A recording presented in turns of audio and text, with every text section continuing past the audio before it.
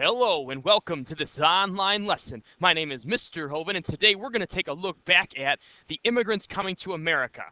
In the mid-1880s, the pattern of immigration started to change. Large groups of new immigrants arrived from Eastern and Southern Europe. Greeks, Russians, Hungarians, Italians, Turks, and Poles were among some of the newcomers. At the same time, the number of old immigrants from Northern and Western Europe started to decrease. By 1907, 80% of the immigrants came from Southern and Eastern Europe. Keep in mind, Europe is a continent, not a country. Many of these newcomers were Catholics or Jews. Few spoke English. Because of this, they did not blend into American society as easily as the old immigrants had. Often they clustered together in neighborhoods made up of people of the same nationality. Let's continue. So, why did immigrants journey to America? And we've discussed that in class. There were various push factors along with various pull factors that were bringing immigrants to America. So take a second, review your notes or from activities that we did in class, and answer questions 1 and 2 on this homework before continuing this video. So adjusting to the new America. Now, immigrants tried to preserve their own cultures, especially these new types of immigrants coming from Northern and Western Europe. At the same time, most wanted to assimilate and become part of American culture. To assimilate is to become part of a different culture.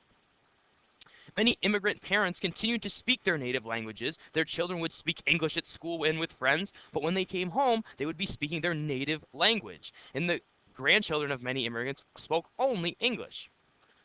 Furthermore, in the U.S., women, they had more rights, so immigrants wanted to come here.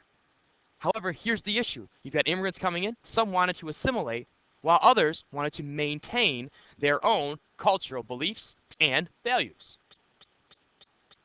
So building communities. Most of the new immigrants were from rural areas. Because they lacked the money to buy farmland in America, however, they often settled in industrial cities. With little or no education, they usually worked as unskilled laborers, so they're working in the factories.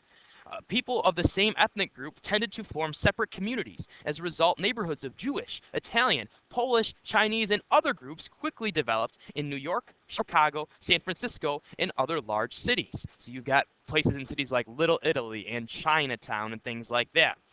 Immigrants sought to recreate some of the life that they had left behind.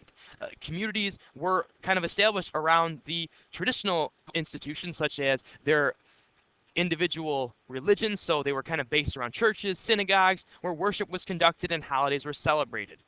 Priests and rabbis often acted as community leaders. The immigrants published newspapers in their native languages, opened stores and theaters, and organized social clubs. And ethnic communities helped immigrants preserve their cultural heritage here in America. Now, with this new wave of immigrants, not everyone was entirely thrilled that they were coming to America. And this promoted nativist feelings. Native is basically someone that was born in America and believes that these new wave of immigrants shouldn't be here. They resented them. They were afraid that immigrants would take their jobs and drive wages down because they would work for less pay than the typical American worker. Nativists argued that these new immigrant cultures wouldn't allow them to fit in to the American way of life. And nativists blamed immigrants for crime, unemployment, and other problems, especially in cities. And this is the big point, nativists called for restrictions on immigrants. So one of the ways that they tried to restrict immigrants was through the Chinese Exclusion Act. In 1882, this act prohibited Chinese workers from entering the United States for 10 years.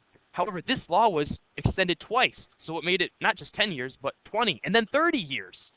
And another way of kind of limiting some of this immigration from Asia was a gentleman's agreement that was struck up between Japan and the United States, which limited the number of Japanese immigrants coming to America. So again, this is an effort by the nativists to prohibit or limit the amount of immigrants coming into America.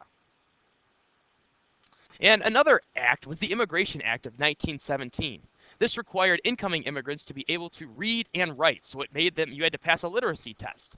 This definitely limited the amount of unskilled workers allowed into the U.S. And even today, in order for an immigrant to become a legal citizen, they must pass a citizenship test, which you have to be able to read and write in order to become a citizen in the United States.